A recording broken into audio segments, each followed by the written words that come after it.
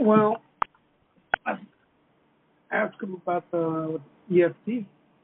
Well, so I mentioned it to him earlier, and I don't know whether he talked to the guy or not. Okay.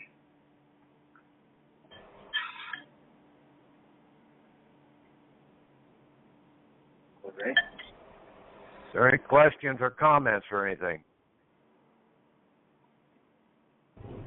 Any feedback from anybody on anything?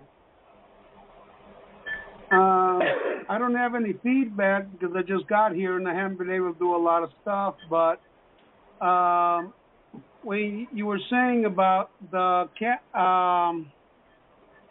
question on acquiring, we're looking at acquiring property. So I was thinking, has there been anything done with sending in the coupon draw to the address that I happen to get from the Treasury, or has there nothing happened with that? No, we probably should do that.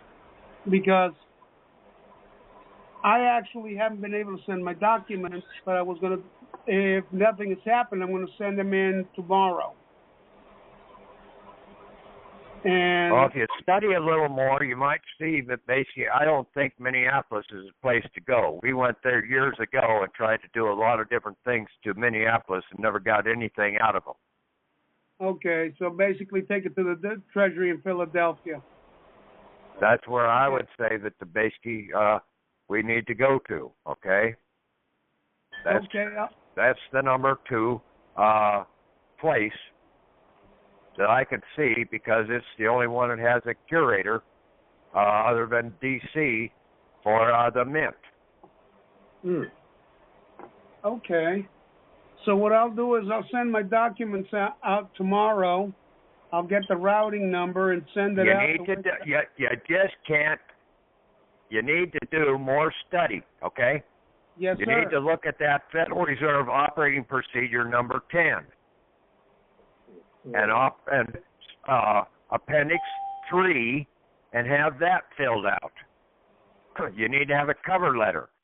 You need to have the next document, and then you need to have an authorization form there with it. You need to do an endorsement, proper endorsement on the back of, after you think about it, on the back of your certificate of live birth. You need to have a 1099-A involved in there. You're going to probably have to have a 1099-B to go along with it in the process, because you're bartering your assets. Okay. See, there's more stuff to think about here than basically just go throw some stuff at them, okay? I gave you some stuff about 2 weeks ago about the Federal Reserve banks, and to basically study that discount window. Okay. I don't hear anybody talking about the discount window in the endeavor of, and those documents, operating procedure number 10 and anything out here. That's what you need to look at. I haven't delved into it, Patrick, because I'm such in bad shape I can barely read right now. I hope that'll be fixed in a day or so. Yeah, Thomas has been sick, so I'm trying to help him the best of my ability. Thank God I'm here to help him. But I will get on this, and I will look at the Federal Procedure number 10. So operating procedure. Circular 10. Operating. And study it. It talks about letters of credit. It talks about the collateral in Chapter 17, and that's what we're going after, is we're picking up our collateral that we've issued out there under letters of credit. Okay, I have not. It's all right there, okay? Yes, sir. It's in the file. Okay, enough said. Okay, I'll go get it. I'll look at it. And now, anything on bills, basically, you turn around and you do a 1099-A for the bill. Like I said last time, or time before, I can't remember which one it was, but basically we're operating in a system out here that everything they send to us is positive, okay? In their world, debt is positive. So they're sending us a debt. They're lending a debt to us. They are the lender on the 1099-A. We are the borrower. Our Social Security person is the borrower on the 1099-A. So it's a positive number on the 1099-A. You do an endorsement on the bill, sort of like a check in a process, endorsing it back to them in a negative value to release the credits that they're holding to set off the positive charge. You have to discharge it. And the only way you can discharge it is to give a negative value to discharge the positive value. You come in under your individual banker's EIN number when you do the endorsement and authorization because you are the fiduciary over those accounts. That is your chief financial officer of your private bank. Right. You got to think about this. You are now a private banker as soon as you got that EIN. You are every bit as powerful, if not more powerful, than all these commercial banks, insurance companies, courts, everything, as a private banker. Like I told you in the movie the other night, that Jupiter ascending to get her inheritance, her title, she had to get her tax identification number. The tax identification number that we needed to have all along, superior one, was basically the individual banker's EIN number, as we are an unincorporated, nonprofit organization. We're not under state control. The state has no control over us. That's what Michael did, right? Mm-hmm. So that's what you have to do. And then basically you put that in. Now, if you paid something out of your back pocket, you can turn around and still put that in and then turn around and do the 1041 and claim back what you paid out of your back pocket. Okay. But you still have to do it. Like, I paid with credits off my debit card to buy my vehicle. But did that really set off the debt? I don't know. I don't think so.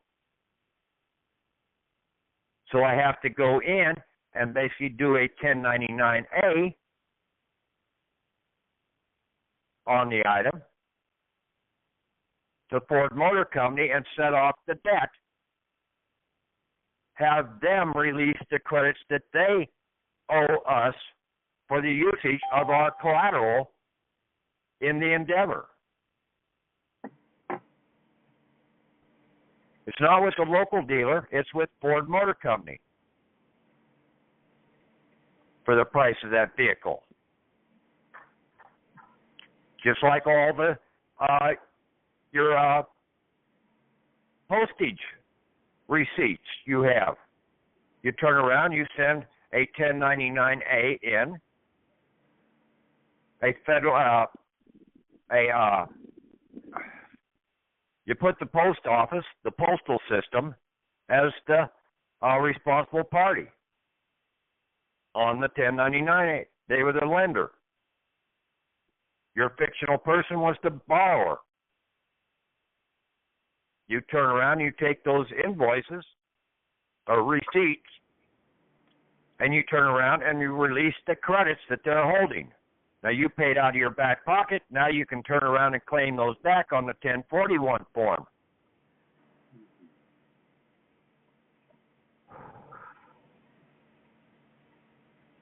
Awesome. But you have to do the negative value in the process. Then you can claim the other stuff that you had back to do the set-offs.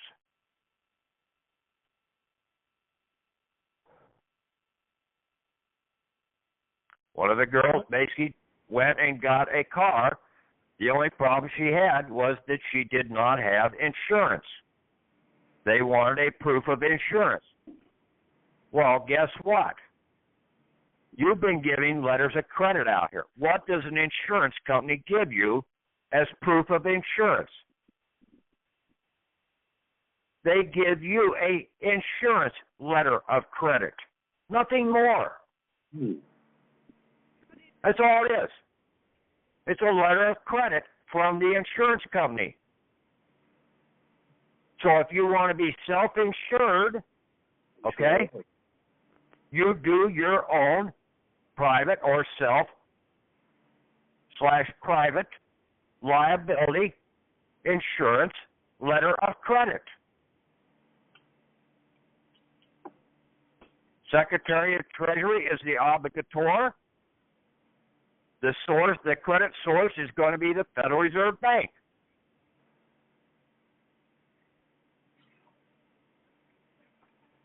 Then you write up your policy. Act of gods, it's an equal sharing.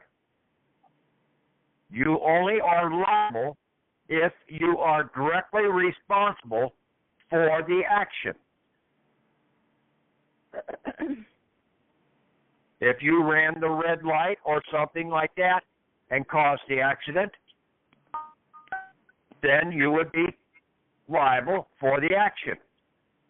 But otherwise, if it's something that's basically happened, it's not an accident. It's an act of God. Two gods try and be in the same place at one time. It's an impossibility. The old back to 1960 or early 70s, you've entered my space. Stay out of my space type scenario. I understand that perfectly. Okay.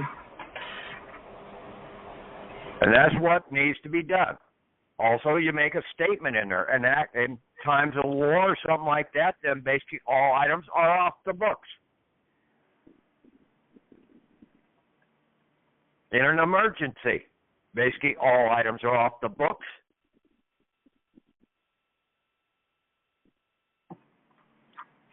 Now, you do not insure the car for replacement value. You don't need that. The only thing you need on your liability, on your insurance policy, is a liability for harm caused, even on your property. If you are a private banker, the house burns down, you go and get more credits. You're not going to be in the commercial insurance, writing bonds and everything else to protect that house. The house burns down, you go and get some more of your credits, your inheritance.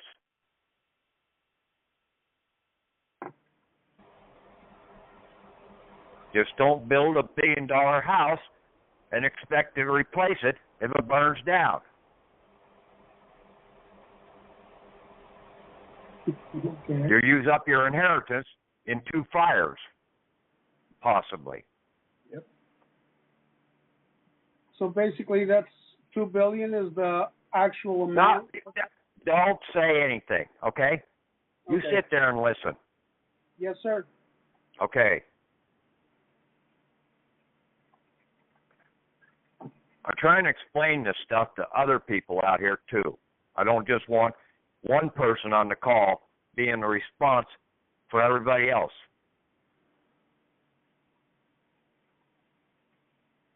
I'm putting this information out here. I had it wrong on the 1099As there before. Nobody caught it. Some people did see it, because I got it from one lady that basically went and got a car. I got to looking at how she filled out her 1099. I said, holy shit, she's right. I was wrong.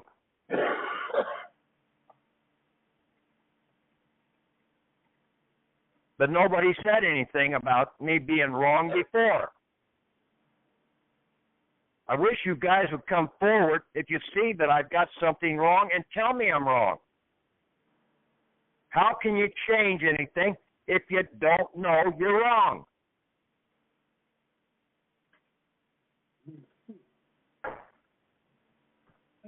I've had to apologize for a lot of things.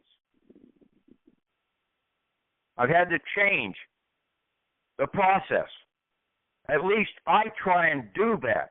That's where a lot of these gurus out here have their heads up their butt, and they don't want to try and give anything and admit that they're wrong at any point in time.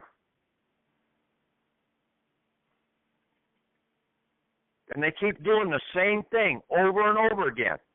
10 years fighting the same damn scenario. Haven't accomplished anything.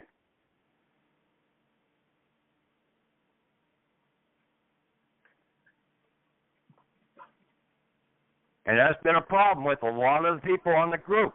You're not giving any input back. Everybody's just spinning their wheels, stuck in the mud.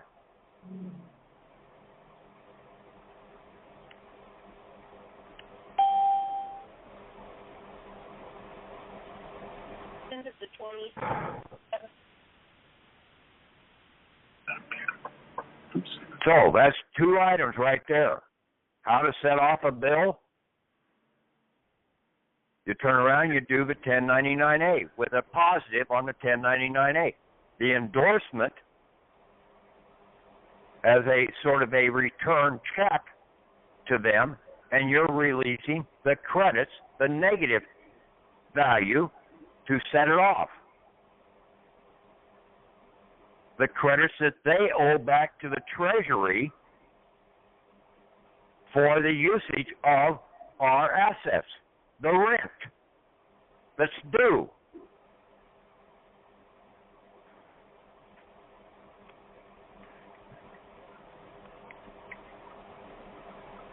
Now, in some cases, you're going to have to call up and get their EINs.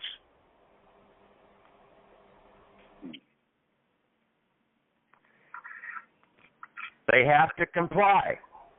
That was what I think the W-9 form was all about, was a request for their EIN.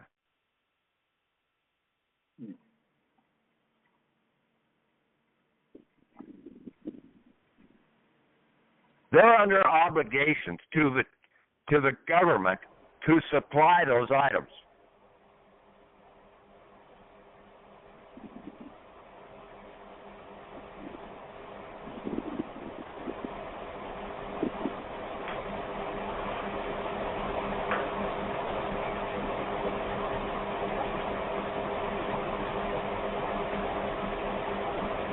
Now, in some cases, the small mom and pop places, they will use the proper accounting system that they're setting off the debt in the process, because they're not writing the bonds or anything like that in the endeavor.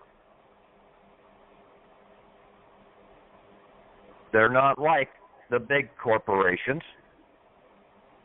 that are using our account under the system as collateral. They're using it strictly as an account, not as a collateral account, and then only the amount that we give them on deposit as a negative credit.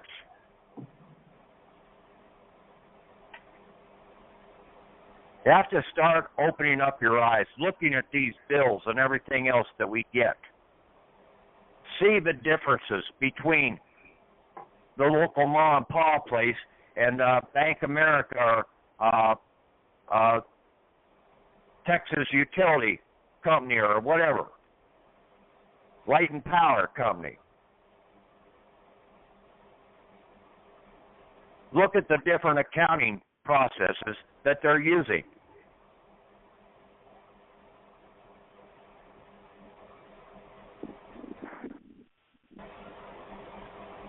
I don't know whether that makes any sense to any of you guys, because you never say anything back to me, so I don't know. Well, I'm going to go look.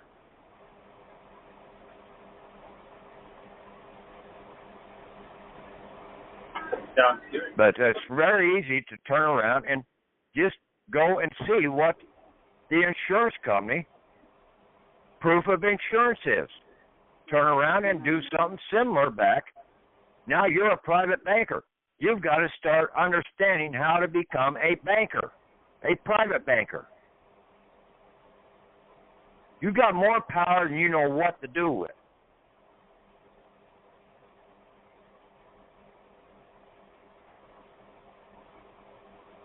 Patrick, I have a question for you. Yeah. A friend and coworker of mine is losing his home to foreclosure. He's under order to get out. Sheriff's sale is going to be, I think, this week sometime. I was thinking of doing the 1099-A for the entire mortgage amount. Would that work? It's his home. Yes, Okay. and endorse the mortgage. Would I endorse Make sure the you mortgage? keep a scan, or if you print out a copy of everything you give into them, and put it in against the bank. Okay. Okay. Notify the court you're coming in to make full payment, full restitution. Okay. And then you do the negative value, basically against the amount that the mortgage company had against your house. See, they borrowed, okay, on the mortgage. You basically gave your signature on the right-hand side of that contract. The very first thing, you gave a letter of credit for that amount of that house. Right. Then on the other side, they put your fictional person down as the debtor.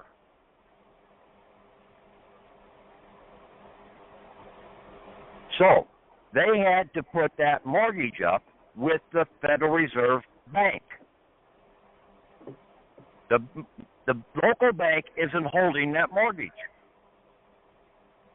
It's at the Federal Reserve Bank, because it had to go to the Federal Reserve Bank so that they could issue the money out, but they had to have a collateral in return before they could issue the money out to the bank, so that the bank could turn around and issue the payment over to the other party to buy the house. Follow it?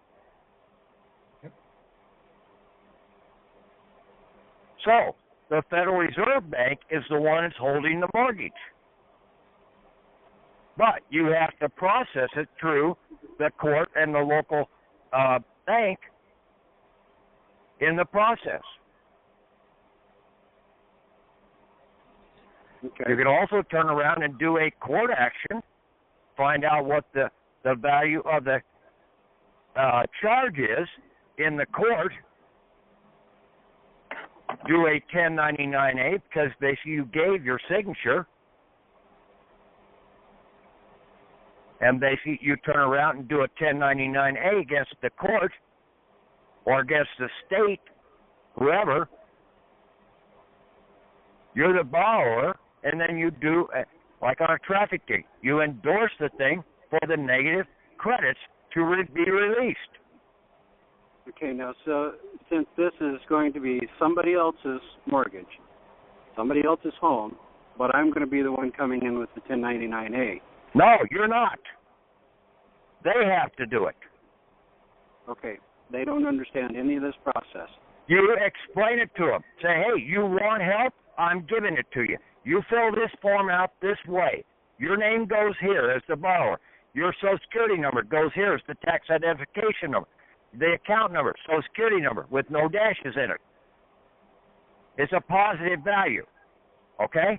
Then you do the endorsement on the back. They have to endorse it, not you.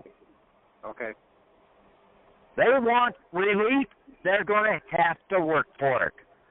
It's an individual basis out here. Right. You can't do someone else's homework and expect them to get an A out of it. That's called cheating. Right. And I've tried to express cheating in this damn system for quite a while. Okay. I hope I'm not Patrick. hurting anybody's feelings on the damn deal, but basically that's the way the law is. No, Patrick, it's Gita. I think it's because their name is on it, so they're responsible to do it, right? Right. Yeah, you can't do it for them. You can teach them and help them, but they're responsible because their name's on it. Okay, thanks. Right. Okay. Yeah, that makes sense. The reason I was thinking of doing it for him is because he doesn't understand any of this, and I haven't even spoken of it to him. He is under the stress of trying to find a new home to move his family into, and that's about ready to kill him. So that's why I was thinking of doing it for him. Yeah, but you see, you really can't. Okay, he's got to do it, and basically, it's his. See, that's the problem with this whole damn country. People have not taken on the responsibility.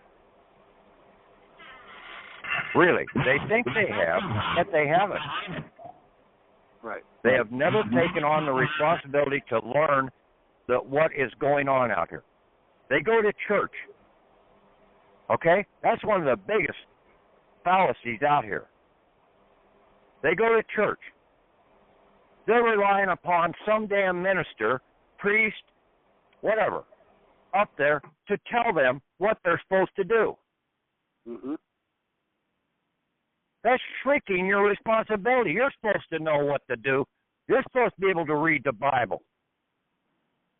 Yep. And I know damn well that those priests and ministers don't know how to read the Bible. And over the last several years, I've tried to prove that to you, that they don't know how to read the Bible. And most people don't know how to read the Bible because it's all about banking. Everybody sits around here and basically says, oh, that's all you want is money, money, money. No. I want the truth. The truth has value to it. Mm-hmm. That's what everybody's scared of, is because when the truth stands up, now you're operating with real substance. You're not operating with debt money.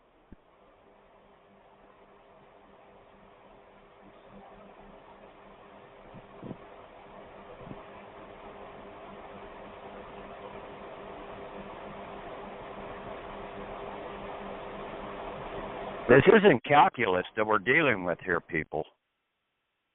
No. This helps a lot. This helps me a lot. Huh. Thank you. Okay.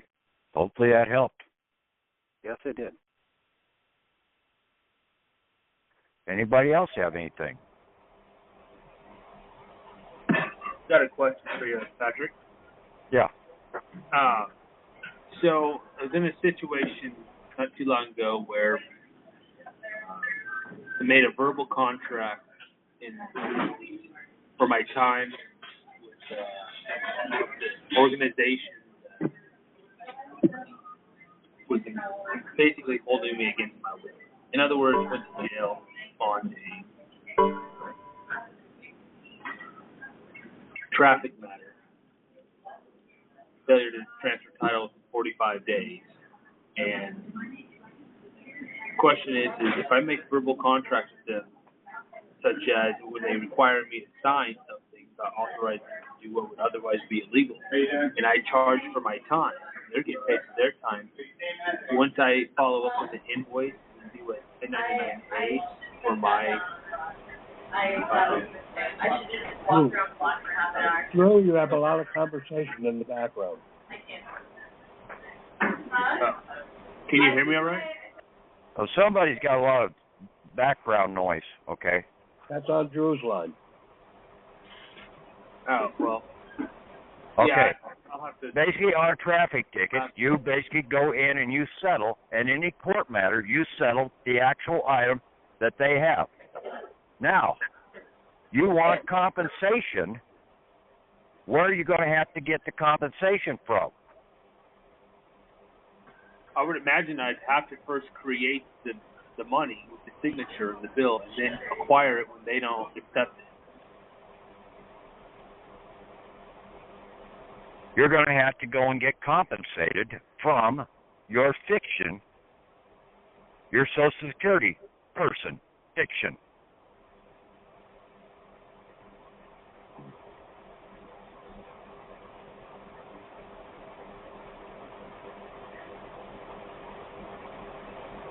Where's the Social Security fiction at?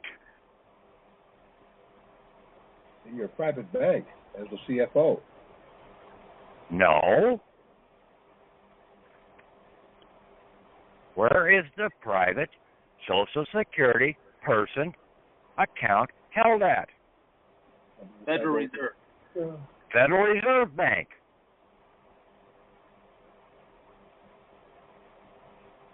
So we would put the Federal Reserve Bank down on the 1099-A, sounds like.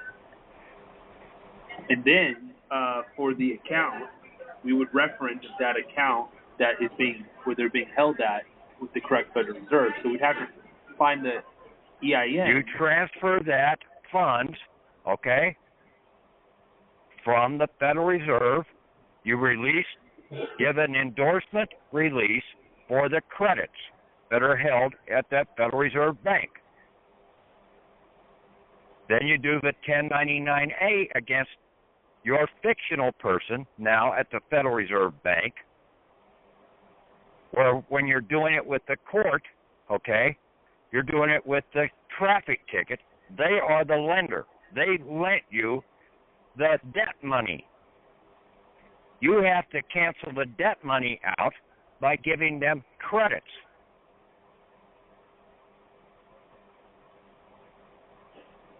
So what we're doing, we're going to borrow from our Social Security account debt money, okay, but we're going to release the credits from that account also. So now it gets converted into lawful money to be sent to who? Your estate that is being held by your individual banker.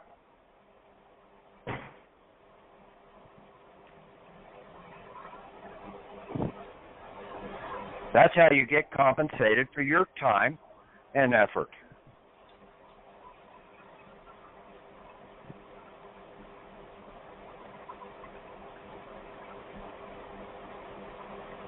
Does everybody agree with that? Does anybody disagree? Does anybody have any problem with that? No, but it sounds very much like the coupon draw then.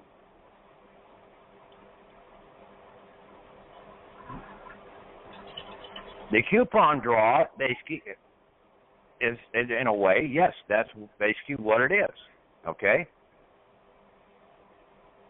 Now, the receipt deal, like that traffic ticket, is a receipt.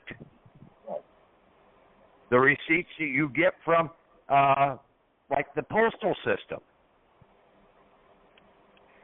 That is a debt. It's a positive. And you paid with debt money out of your back pocket. Okay? Yes. So, now you need to be compensated, but you need to cancel the debt. So when you release the credit, you've canceled the debt, but you lost something in the process. You lost the debt money that you paid out of your back pocket. That's what you have to pull back from the IRS.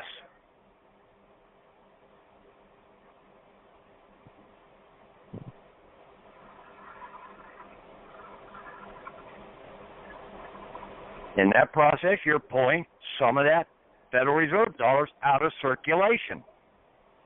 Because all you did was move your money over into another circulating process, and it hasn't been canceled. You haven't canceled one of the items. You just got two debt instruments floating around out there. You need to get in and cancel one out, get the other back in return, then you can turn around and process that again and cancel that out.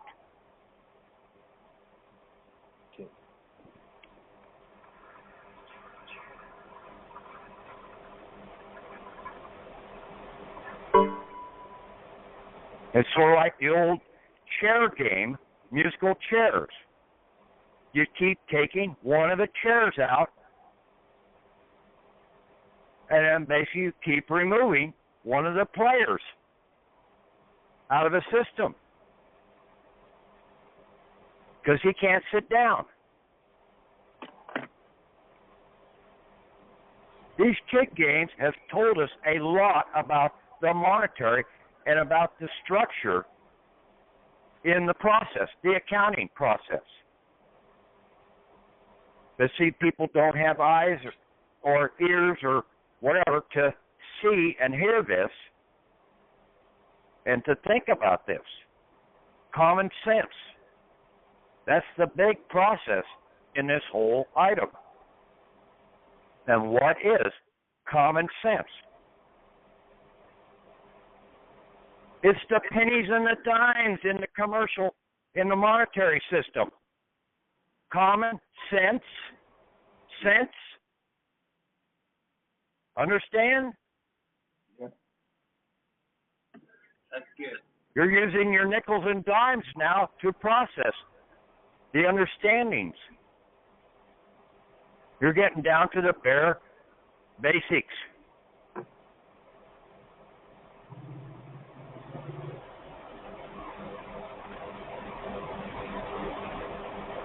Okay.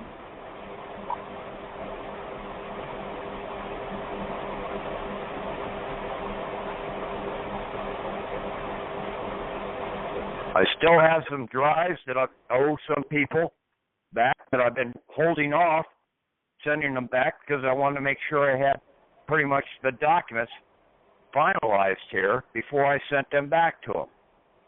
Okay. So I hope to have those 5 or 6 drives that I owe people back sent out this week.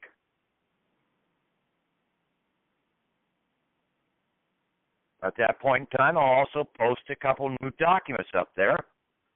An example of what I'm going to write up for my self-insurance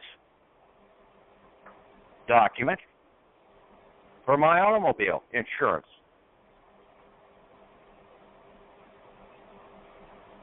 They only ask you for your insurance papers.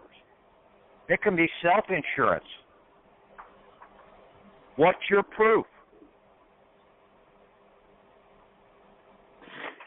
And you've got your private bank. They cannot contest it. It may look a lot different than basically the regular run-of-the-mill commercial insurance, but it is more valid than the commercial insurance in the process. Because you're not going to be paying with debt money.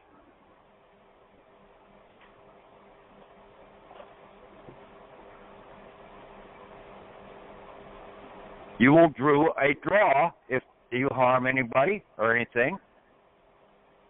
If the automobile burns up, you'll go and get a new one. You'll draw out of your assets that are held in reserve.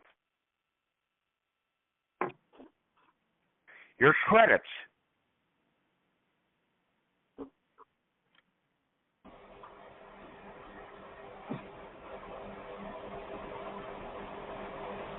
Patrick?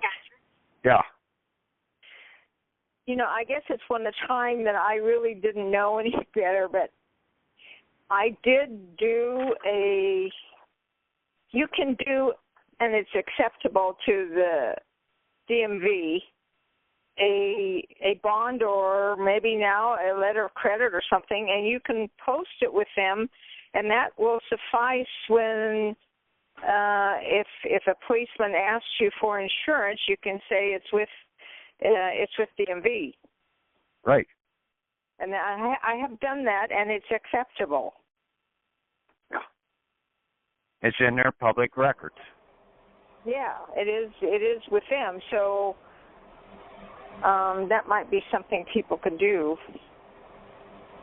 That's right. And see, I've got basically with the DMV, okay, I've got an identification card. Same number as what was on my driver's license card. But I'm not a driver, so I don't need a driver's license. But I've got the individual identification card, and I can drive that vehicle because I'm an individual. I'm a people, not a person. Right. That person thing is vile. Yeah.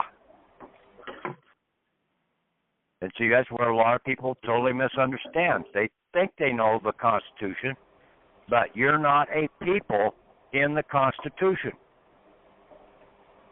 In the company Constitution, the 1871 on after that, company, United States Company, and it's the United States Fidelity and Guarantee Company, is their true title. Their hidden meaning to the thing was the Fidelity and Guarantee Company. But the original United States government was a corporation. It incorporated all different aspects.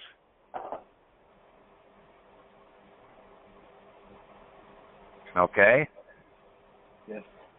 The different functions of government. So it's incorporated, where the company is basically a set, like an insurance company.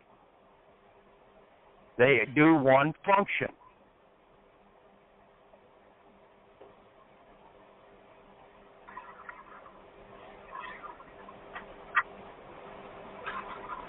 And the companies deal with persons, where the corporation deals with people. And we're one of the people. The 9th and 10th Amendment says people. Only persons started in the 14th Amendment. Up to that point in time, everybody was classified as a people, one of the people. Not one of the persons, one of the people of the United States of America. The land entitlement. So you are an American citizen. But you're not a company citizen. That is a person. That is a fiction. Because the United States company is a fictionary entity. And it is basically bound. That company is jurisdiction, really only has jurisdiction in the 10-mile square Washington, D.C. area. That's where their lawful jurisdiction is.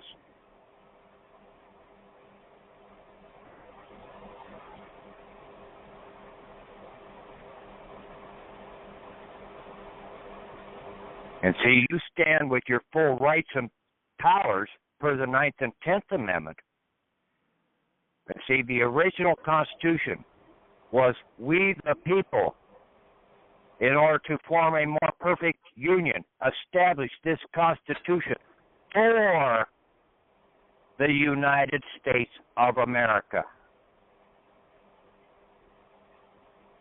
The 1871 Company Constitution is the Constitution of the United States of America. That means of is a derivative of something else.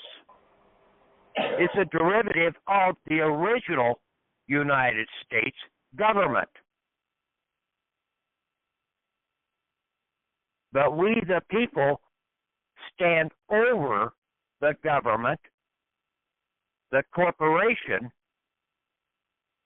in the endeavor, because we created it. We created the Constitution for the government.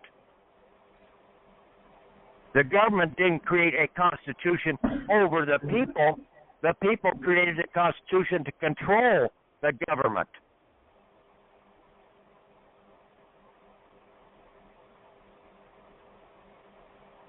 They cannot infringe upon our rights and powers. And see, that's why the original 13th Amendment, and I said this before, had to come off the books. Because the states ratified that. Several of the banking cartel states that were being controlled by the bankers, the legislatures didn't know what the hell they did. Hell, even Davy Crockett basically served 2 terms. He couldn't serve them consecutively, but he realized that during his first term, he made some mistakes. And he couldn't correct them. He had to sit out 1 term and then run for election again because he knew how to read the Constitution. And it says right in there, you cannot be an inhabitant of the government and run for an office of the government.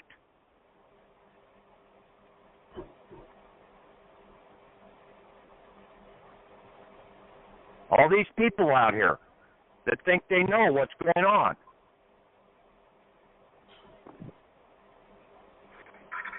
Listen to these 10 nitwits out here that are trying to run for the Republican candidacy.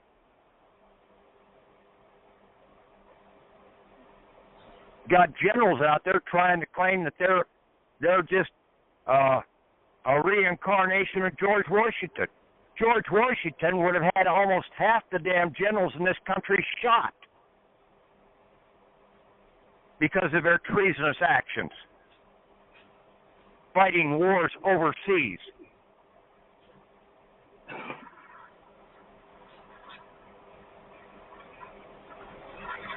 Some of the last true generals that we've had in this country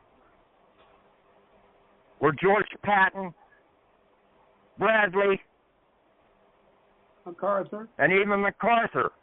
Eisenhower. Eisenhower was a traitor to this country. Okay. And a traitor to the people. He was a traitor. He was a mass killer. He's the one that killed most of the Jews in Germany. Not Hitler. It was Eisenhower, because he kept them in the concentration camps and starved them to death after they took control of the concentration camps. That's a documented fact. 1.7 million. And then he also had a hand in killing Patton, too, because Patton was the one that was really slated. He would have been a shoo-in to become president.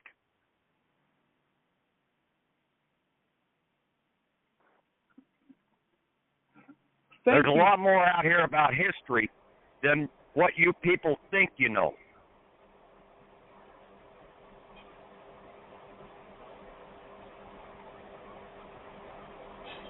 There's not one candidate out here that's worth a damn. Even though I am talking to one, and basically he's trying to get some understanding out here. His eyes are opening up, and basically I don't know how much sleep he's been getting lately, because once you become awake, it's hard to get back to sleep.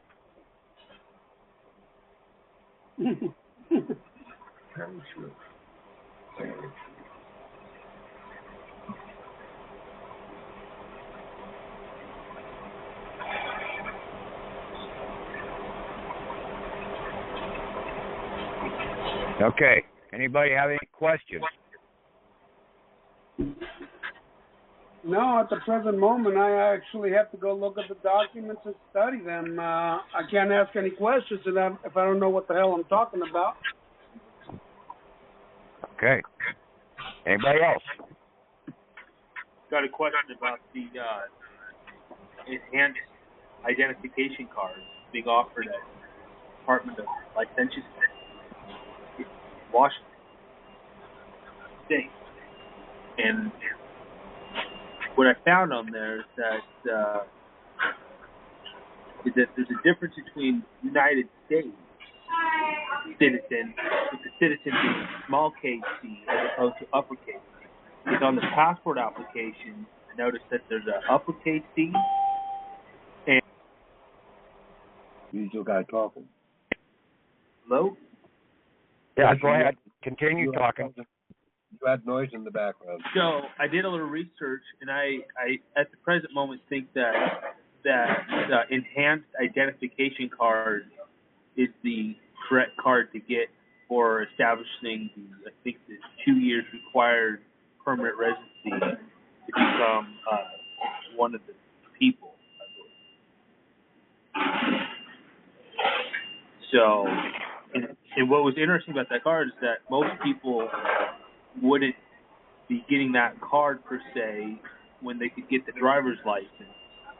And so I thought that was a very clever way how they put that in there, as opposed to just a regular state ID card. However, it still requires one to sign on as under the code of the state, which was in all caps. So I thought that was kind of odd how they have the Union flag over the picture and the rest of the information on the card. And that's the enhanced identification card. Okay. So, now, in the endeavor, okay, what you need to do, you need to get rid of that driver's license. Okay, you need to get a state identification card under your Social Security number. You're not a driver, okay? And see, also on the vehicle. The only reason they have any control over you is because of that Social Security and because of the certificate of title to the vehicle. They are licensing a dead fiction to be able to operate the collateral that they are holding. You gave them the vehicle value as collateral. You gave them a bond on you, on your Social Security person, as collateral, a fidelity bond. Okay? For $11.2 million. Why do they have any control over you? Why do they have to speeding out here? Why do they have you seatbelt violations? Because they're trying to protect their interest for the usage of that collateral.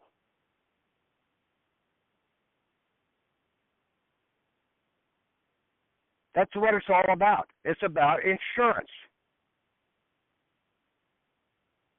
So, you have to get rid of that process, but you want to make sure you're doing the rest of it.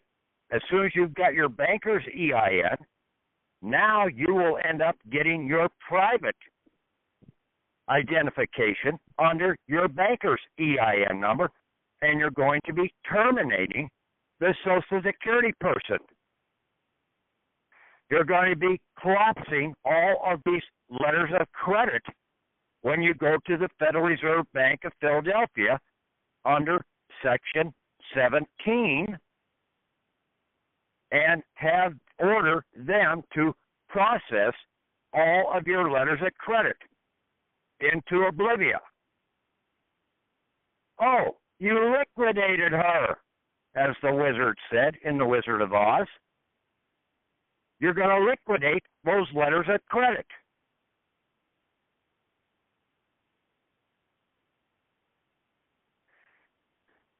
But you have to be careful, sort of play dodgeball in the process if you're driving or if you're operating a vehicle right now that is still registered with the state. And you haven't got full control over separation of church and state, separation of driver and individual. You're operating under implied conditions. You need to break the presumptions. You can't break the presumptions just by word of mouth. They're not going to hear you. They've got an estoppel over you. That's where we come in with the estoppel by deed over these items. Now we've estopped them. It's just like I said, in the dictionary, blacks, fourth on up, it has estoppel against estoppel. And what was the court case?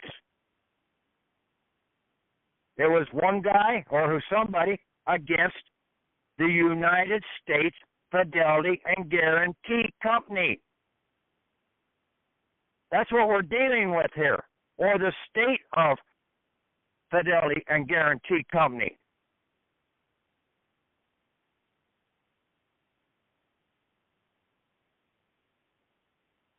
But we have to have our superior estoppel against them, then our estoppel overrides theirs.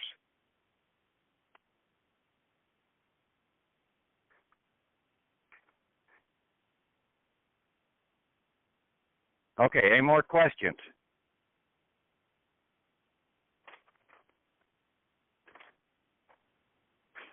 Anybody on the call?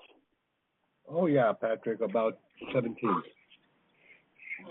Yes, can you, I know you didn't name the candidate for election. Could you name it, the one you're trying to teach this process? He's from New Hampshire, and he's not one of the prime candidates. He's just a state candidate. Oh, okay. No, none of the national candidates would ever pick this thing up. Really? Right. Ron Paul, he don't know shit. He's bought and paid for. He's a shell. Oh, really? Really.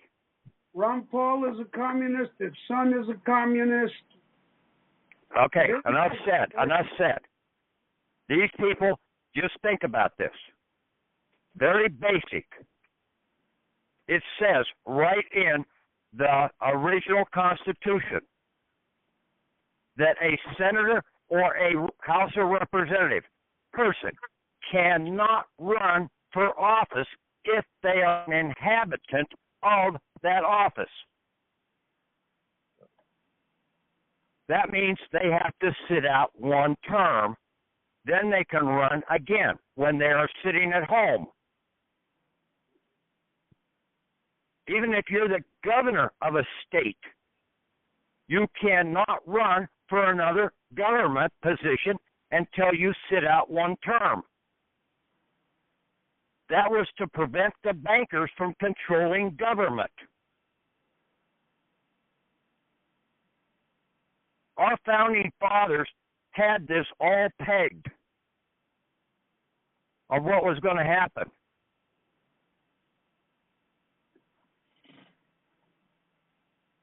Ron Paul doesn't follow the Constitution, even though he claims that he's a constitutionalist. And then the company, the United States company, under their Homeland Company policy, has declared anybody that is a constitutionalist as basically a rebel, a traitor, in a sense.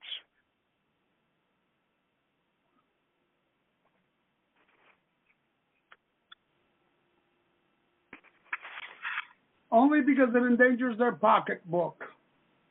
Yes.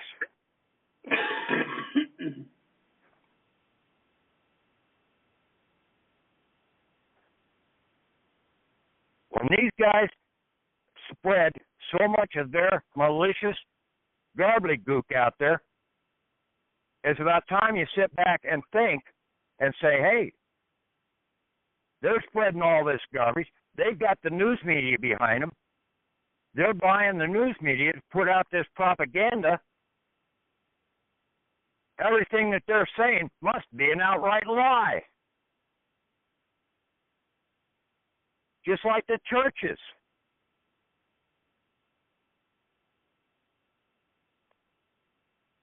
They control all the media in the church. There's no freedom in church. Talk about a communist organization. Churches are all communist organizations.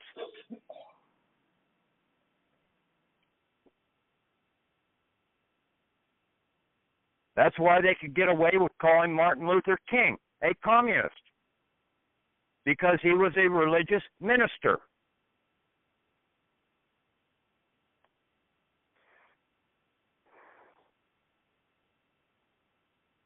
And he didn't quite understand all the process. He was a good guy trying to do some good things. But basically he was being utilized, and he'd been brought up with the wrong teachings in the process.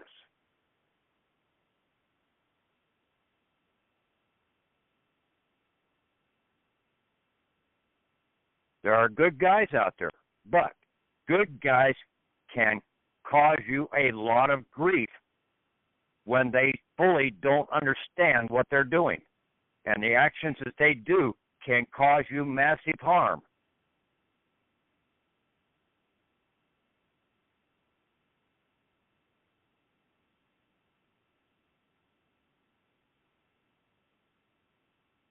You can go back and basically study the Bible and basically look at all the prophets that basically had to contend with that same scenario.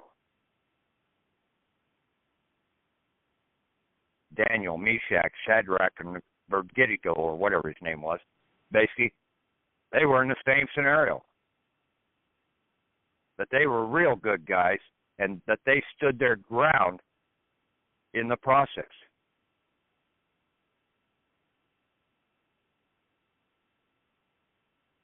But they were supposedly the other good guys there that were causing them harm, because the other good guys had sold their souls and they didn't even realize it.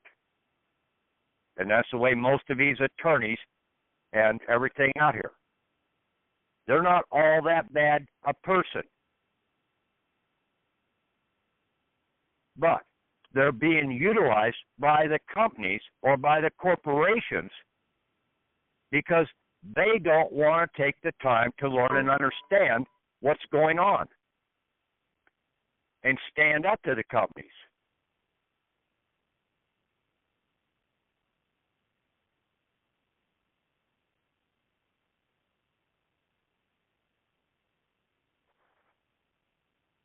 The only way is basically you can basically just keep putting the information out there to them, and then you'll start seeing, hey, some of these guys are stepping down. Why are they stepping down? Because they're starting to wake up, and now they can't go back to sleep, and now it's really playing upon their self, because they know that they're doing something wrong, but they really can't put their finger on it.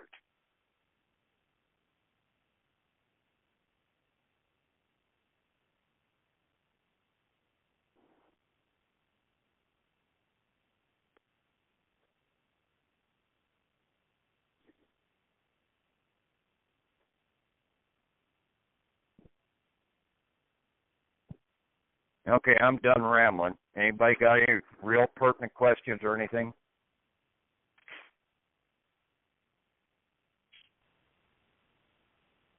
Well, Patrick, I'll just get back to you. I'm going to read the documents, try to put them in, and do the circular and see what I can actually get done.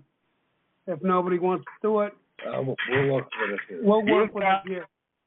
You've got Tom and stuff like that. You can work right there. You should be able to work this thing through. Okay? I will. You've got a study group there. Utilize your study group. Okay. Well, now I can because I actually have computers at hand.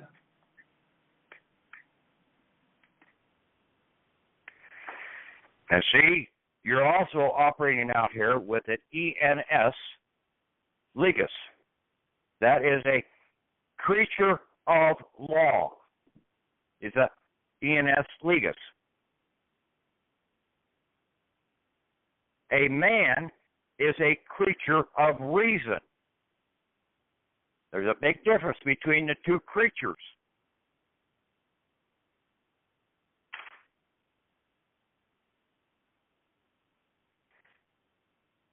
And then that Gaius instituted Gaius document of understanding the persons that are in there, which goes all the way back to pre-Jesus Christ time in the process under the Roman system of law.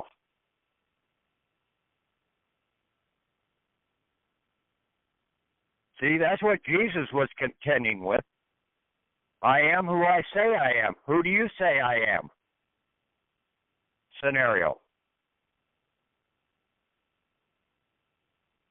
And Pilate came back and said, hey, he's not a person, he's a people. I find no fault with this man.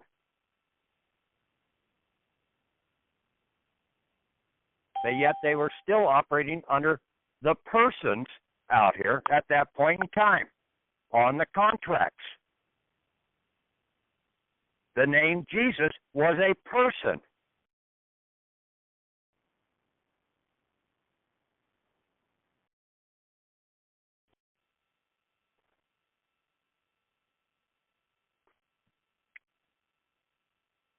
See, so nothing new out here. And this goes way back to basically Cain and Abel's time.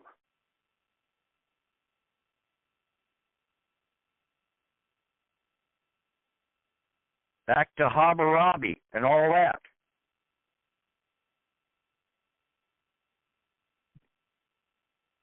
It's in the parables. It's in the fairy tales. It's in the stories. A lot about this. It's under the different empires. The Chinese Empire, the Mayan, the Aztecs. All these empires were operating under a lot of the same scenarios.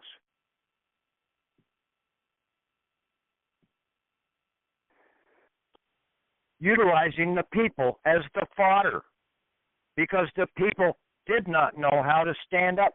They did not really know who they were.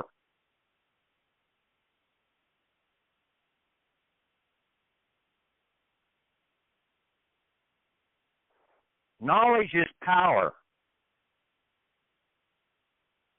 More powerful than a bunch of debt money.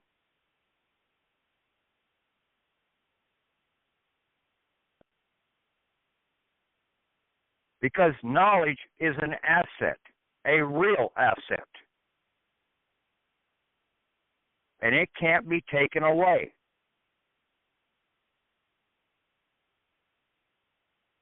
It can be destroyed before it gets to the point of absorption.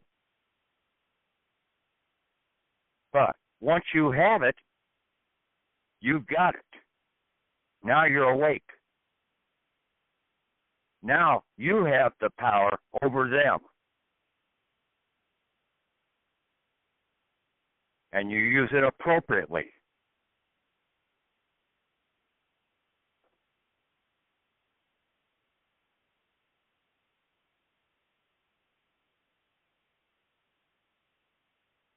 You have to spread the word.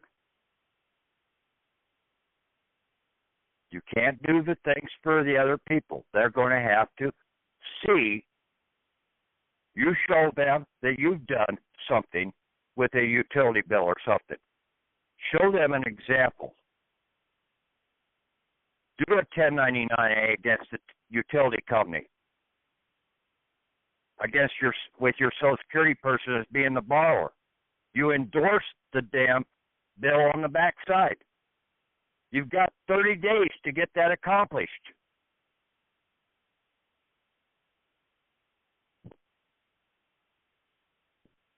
You release the credits, a negative value to them.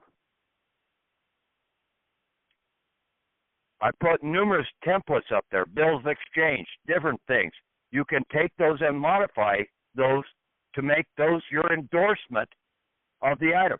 You need to have your banker's EIN, though. Like I said, in the movie Jupiter Ascending, that was the key tax identification number that we needed to have.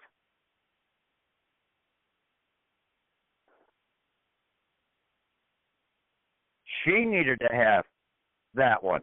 She needed to be banked. And that's what we're doing. We're banking ourselves. We've been adrift out at sea in the Maritime Commission or system out here. Now, once you get your individual banker's EIN, you are now on shore.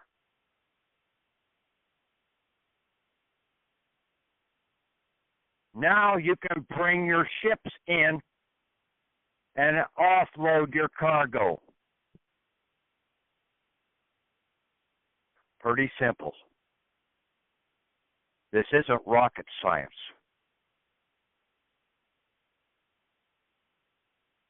It just takes a little thought process in the endeavor.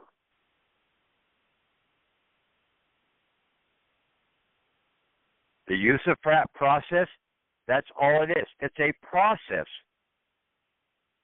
It's not the remedy.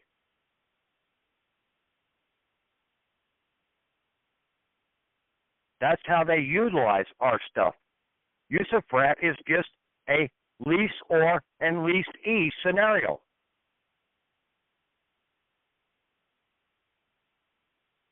We're the landlords. They're the tenants. They owe us the rents. Let's start collecting the rent. Okay. Anybody else have any comments?